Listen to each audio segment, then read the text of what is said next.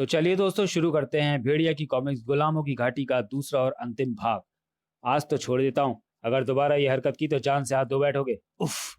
चलिए रानी राजमहल चलें, मुझे ऐसे ही गुलाम अंगरक्षक की तलाश थी।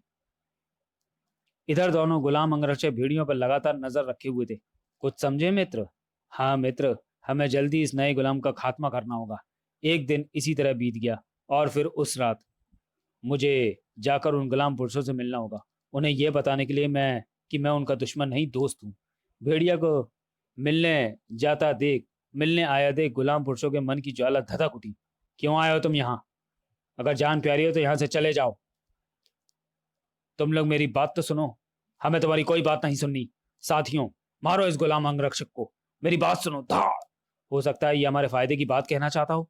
अगले ही पल, रुक जाओ अंगरक्षक, तुम चाहते हो हम सबको एक साथ मसल सकते थे, तुमने ऐसा नहीं किया। कहो तुम्हें क्या कहना है?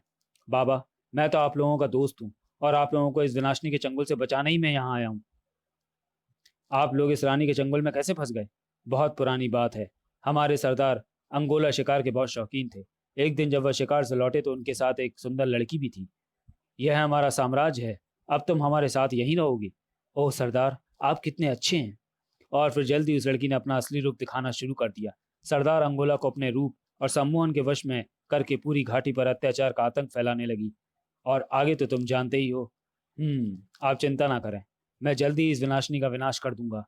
गुलामों के विचार में उलझा भेड़िया महल की ओर चल दिया। मुझे जल्दी इन गुलामों को उस रानी के चंगुल से छुड़ाना होगा, मगर उससे पहले मुझे महल पहुंचना है। अगर किसी ने देख लिया तो गड़बड़ हो जाएगी। महल पहुंचने से पहले ही, अरे तुम लोग यहाँ? मिलाए अपने मित्रों से। इस धोखे की खबर रानी विनाशनी को हम बाद में देंगे, पहले अपनी भड़ास निकालेंगे। वह अंगरक्षक भेड़िया पर शेर की तरह झपटा। खचाक। उफ, हमारी जगह लेने चला था ना तू? आह, मैं तेरी वो हालत करूंगा कि तू हमारी क्या अपनी जगह भी नहीं ले पाएगा। खच। आह, तेरे बदले तेरी लाश ही जाएगी सुबह दरबार में। भेड़िया की रगों में बहते ज्वालामुखी का लावा उस अंगरक्षक को स्वाह करने के लिए आतुर हो उठा। मेरे क्रोध के हाथों तेरा विनाश निश्चित है अंगरक्षक। भेड़िया के क्रोध से तो पूरा जंगल कांपता है। थाड़। आह, तुम अकेले की क्या बिसात। भाग। आह, किसी ने ठीक कहा है, जिसकी मौत जहां लिखी होती है वह खुद ही वहां चला आता है। अरे ये तो गया काम से। उफ। काक, जैसे कि तू। तभी वह चट्टान रूपी अंगरक्षक भेड़िया से जा टकराया। हा। ओई। उफ, इस गेंडे ने तो मेरी पसलियां ही चरमरा दी। पसलियां क्या, मैं तो तेरे शरीर को चरमरा दूंगा। वह अंगरक्षक एक बार फिर भेड़िया पर झपटता। अगर भेड़िया एक तरफ ना हटता तो भेड़िया के शरीर में ठीक ऐसे ही गड्ढा बन गया होता। फाड़। बाल बाल बच गया मैं। मौके का फायदा उठाना चाहा भेड़िया ने, मगर ओह, ये तो चट्टान की तरह मजबूत है। ताड़। हा हा हा हा, क्या हुआ? अब मुझे अपने गधे का सहारा लेना होगा। अगले ही पल भेड़िया के हाथों में था वह वज्र रूपी गदा जो पहाड़ों का भी सीना फोड़ सकता है। हे भेड़िया देवता, मदद करो। इस गधे से मैं तेरे शरीर के टुकड़े बिखेर दूंगा। तड़पा तड़पा कर मारूंगा तुझे। आई। अरे ये भी मारा जाएगा। मुझे इसकी खबर रानी विनाशनी को देनी होगी। यह तेरी जिंदगी की आखिरी सांस थी जो तू ले चुका है। धाक। यह अंगरक्षक भागकर महल ही क्या होगा। मुझे यहीं रुककर उसका इंतजार करना होगा। उधर वह अंगरक्षक चीते की गति से दौड़कर महल जा पहुंचा और सारा किस्सा रानी को कह सुनाया। क्या कह रहे हो तुम गुलाम? जी महारानी, मैं ठीक कह रहा हूं। मैं अभी उस धोखेबाज को ऐसी सजा दूंगी कि वो हमेशा अपनी सजा को याद कर करके पछताएगा। चलो सरफराज, हमें एक गद्दार को मौत की सजा देनी है। उस विशाल सर पर सवार हो गई रानी विनाशनी भेड़िया के विनाश का इरादा मन में ले तेजी से रंग गई। बहुत दर्दनाक मौत देगी विनाशनी उस गुलाम को। सर, वह रहा धोखेबाज गुलाम। मुझे देखते ही डरकर भागने लगा बुज़दिल। मुझे भागकर खेतों में पहुंचना चाहिए ताकि इस विनाशनी का विनाश गुलाम पुरुषों के सामने कर सकूं। अरे मित्र, तुम यहाँ? हाँ बाबा, आज और अभी मैं तुम्हें और इस घाटी को उस रानी से आजादी दिलवाऊंगा। उसी क्षण रानी पिशाचनी आंधी तूफान की तरह वहां आदम की। डर कर भागता है बुज़दिल? तेरे लिए तो मेरा ये सर भी काफी है।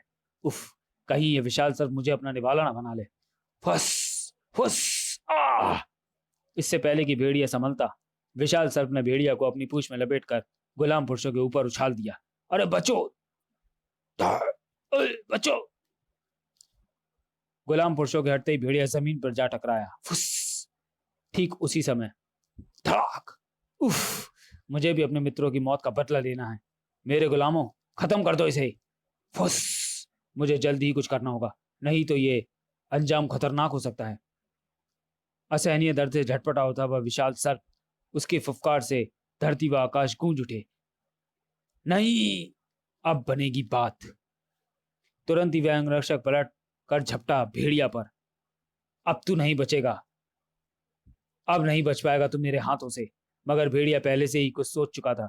अब तुम दोनों एक साथ मरोगे। इसे कहते हैं एक तीर से दो निशाने।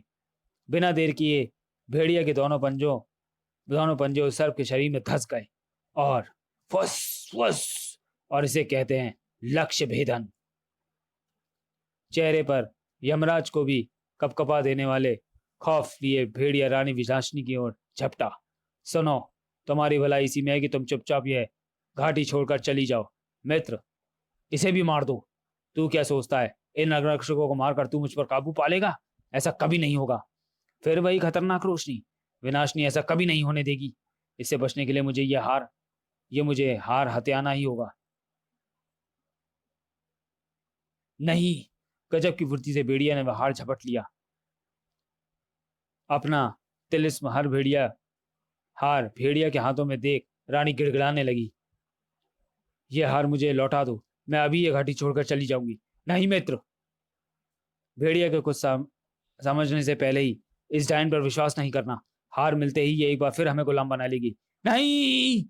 तिलिस्मी हार के आग में गिरते ही, मैं जल रही हूं, बचा! रानी विनाशिनी के कंकाल में बदलने के साथ ही वह अंगरक्षक की लाश वैसी जानवर में बदल गई। ओह, तो वह दोनों अंगरक्षक भी इस अंगरक्षक की तरह जानवर ही थे जिन्हें विनाशिनी ने जादू से इंसान बना रखा था। शुक्रिया मित्र, तुमने हमें विनाशिनी के चंगुल से छुटकारा दिलाया। नए मित्र की जय हो, हम आजाद हो गए। शुक्रिया कैसा, ये मेरा फर्ज था। अच्छा मित्रों, मैं चलूं, पूजा बाबा सभी चिंतित होंगे। तो चलिए दोस्तों, वीडियो को यहीं समाप्त करते हैं और मिलते हैं भेड़िया सीरीज की अगली कॉमिक्स भेड़िया का कानून में। तब तक के लिए धन्यवाद।